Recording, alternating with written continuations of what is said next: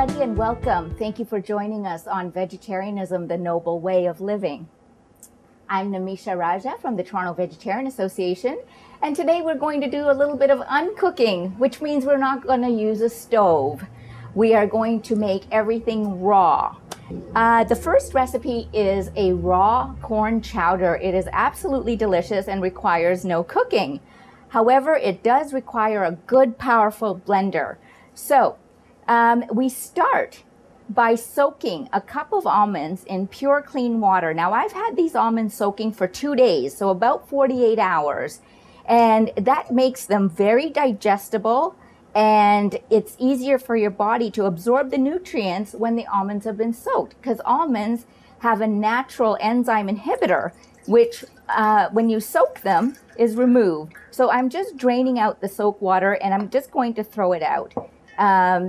Because that has all those enzyme inhibitors and we don't need that. So I'm going to put my almonds in the blender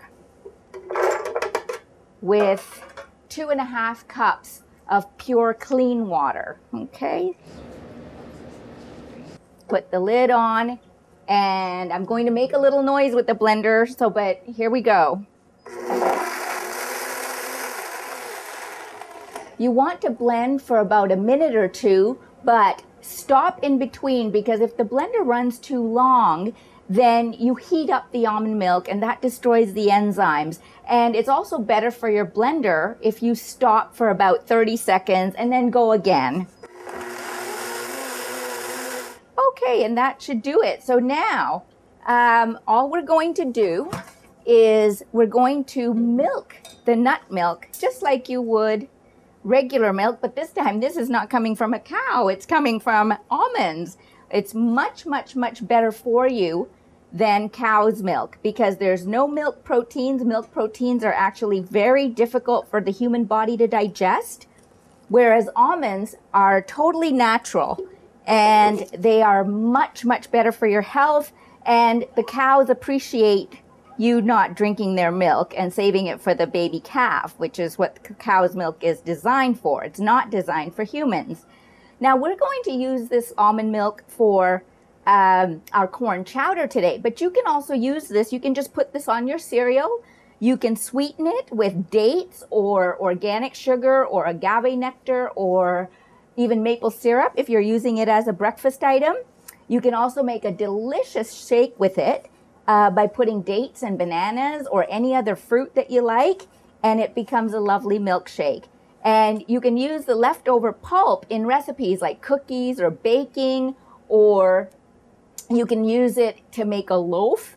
So now I've got my almond milk already. I'm going to put 1 cup of it back into the blender because that's what the recipe calls for. Okay, so I've got about a cup there, and next, we are going to add the rest of the ingredients for the corn chowder. Now, I have 2 ears of corn here. We need 3 for the recipe, and I'm just going to show you how to make the corn come right off the cob. What you need is a nice sharp knife, and all you do is run it along the cob. Okay, so that's it. Just nice slices, and the kernels come right off.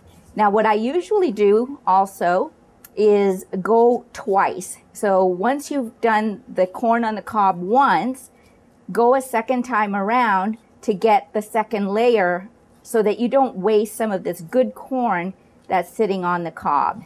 Okay, just make sure you get it all. Now we're going to put some of it, not all of it, about a cup into the blender with the almond milk, and this will make it nice and thick and creamy. But we'll save some of the corn to put in the chowder for a good thick texture. Okay, so I'm going to make noise again with the blender. Here goes.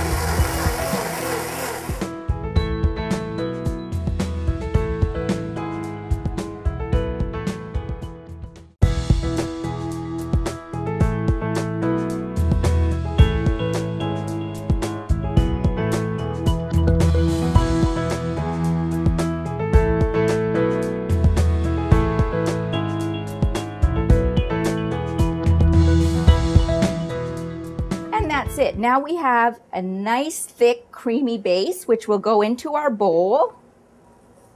All right, so we've got our base for the corn chowder here. We blended some corn and the almond milk. And now all we're going to do is prepare our vegetables. And we start with some nice finely diced celery. So I just cut it into strips and then again into the fine dice. You know, all of this does take time to prepare, but when we prepare our food, it tastes better. You know, it's worth it to take our time to prepare the food that we're going to eat. Our energy goes into it, our spirit goes into it. So for the sake of television, we've done some advanced preparation. So you can add about 2 to 3 tablespoons of celery, or more or less if you like. That's the beauty of these raw recipes, is that you can adjust the ingredients to your liking. You don't have to measure exactly. So I've got about 3 tablespoons of celery, and then the leftover celery can be used in another recipe. I also like garlic, so I've got crushed garlic here, about a nice large clove, about 3 tablespoons of chopped diced red onion. Okay, and again, more or less according to your own tastes. I've got some shredded carrot. You don't need very much, just about 1 small carrot shredded works fine. A little bit of tomato. And tomato, just you don't need, again, very much because we're putting so many ingredients in it. This really adds up. So to dice your tomato finely, what I like to do is make 2 slices like so, and then hold it on both ends, but be careful not to cut your fingers. Once you have your tomato strips, again, just a fine dice like so. And use a nice sharp knife, otherwise your job becomes very difficult. Okay, so we've got about half a tomato in there, and I'm going to put a little bit more that I've already prepared, so that it's the equivalent of about 1 diced tomato. Same thing with our green pepper. We've got it finely diced here, and according to your taste, 2 to 3 tablespoons. The same thing with our red pepper. I prepared it in advance. I'll show you what I usually do. I've got, again, 2 to 3 tablespoons. I just cut little strips like so. And when you have enough strips, you can just cut it into a fine dice. And take your time, wash your vegetables, enjoy the process when you're doing this. Because remember, you're not cooking. So preparing is all you're doing. And so the fine diced pepper goes in there. For flavor, we've got fresh cilantro. And again, it's about 2 to 3 tablespoons diced.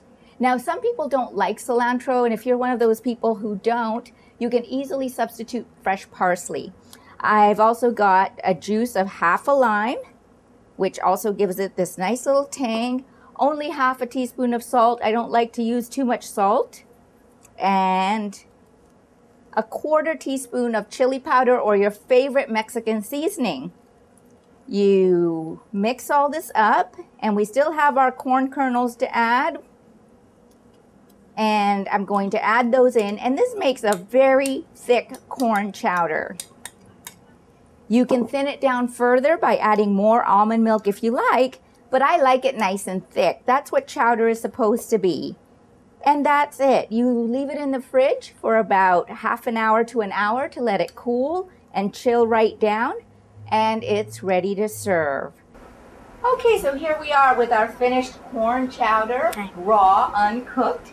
And we have Sidon here, who's going to be our official taste tester. So there you go. There's a little sample for you. And you can tell our viewers what you think. Good. It's good, she says. So, again, this is a wonderful dish for the summer, especially when the weather is hot and you don't like turning on the stove. This is something you put in the fridge once you've made it, and it keeps for 2 to 3 days. And you can eat it for as long as you've got enough in the fridge for you to have. So, okay, thank you everyone for joining us on Vegetarianism, the Noble Way of Living. Coming up next is Between Master and Disciple. We'll see you next time.